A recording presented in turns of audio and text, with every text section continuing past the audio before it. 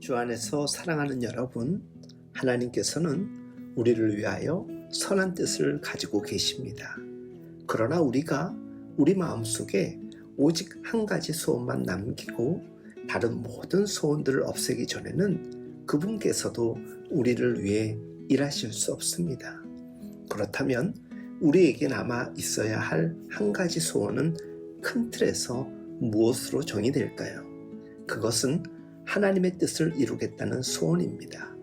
살아도 주를 위하여 죽어도 주를 위하여 살겠노라 고백한 사도 바울의 마음일 것입니다. 이는 우리의 육신적 야망을 모두 버렸을 때, 육신 속에 도사리고 있는 독사와 사자를 짓밟아 버렸을 때, 이기심이라는 용의 목을 꺾어버렸을 때, 우리 자신을 죄에 대하여 죽은 자로 여기게 될 때, 그때 비로소 하나님은 우리를 생명의 새로운 가운데로 끌어올리시고 성령으로 충만케 하실 수 있습니다. 우리 안에 성령 충만하다라는 것은 내 안에 나의 뜻, 기준, 욕심을 모두 비운 후에 가능한 일이겠지요. 어쩜 우리가 하나님의 소원을 이룰 수 없는 가장 큰 이유는 여전히 나의 소원이 하나님의 소원보다 앞서 있기 때문일 것입니다.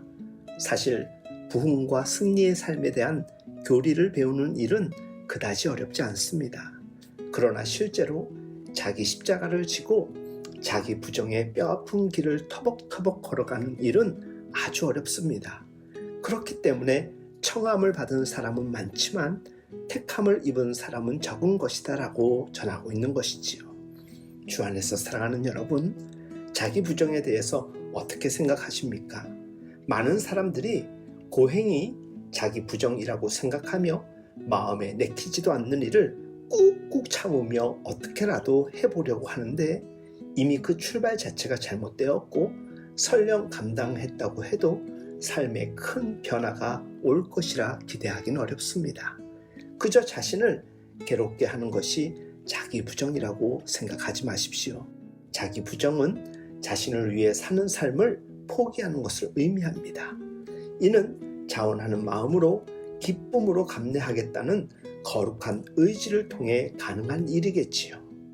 물론 이 마음은 성령께서 주도적으로 이끌어 가시기에 우리가 할 수 있는 최선은 어떤 식으로라도 자기를 부인하는 것입니다. 자기 부정은 우리의 모든 것을 무엇을 위해 쏟아붓느냐의 문제입니다.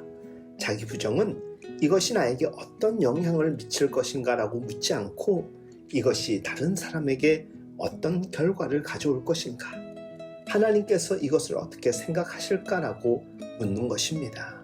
사랑하는 여러분, 성경은 너희 자신을 종으로 들여 누구에게 순종하든지 그 순종함을 받는 자의 종이 되는 줄을 알지 못하느냐라고 전하고 있습니다.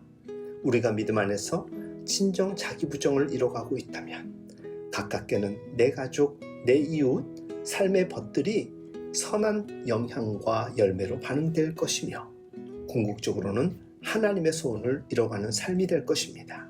한 번 해병은 영원한 해병이라고 했습니다. 그런데 우리는 누구입니까? 우리는 그리스도인입니다. 우리 그리스도인들은 이것과는 비교할 수 없는 존재의 이유를 깨달아 사는 사람들이지요. 우리 모두의 삶이 믿음이 주는 거룩한 의지로 날마다 자기를 부정하며 오직 하나님의 소원을 이뤄갈 수 있기를 예수님의 이름으로 축복하며 응원합니다.